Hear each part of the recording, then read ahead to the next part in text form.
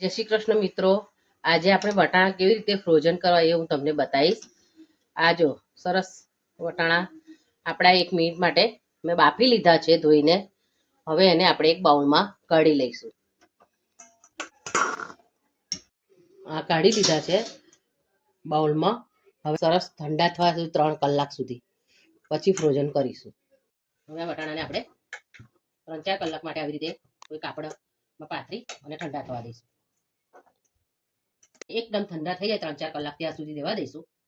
પછી આપણે એને જીપલોક બોક્સમાં ભરીશું.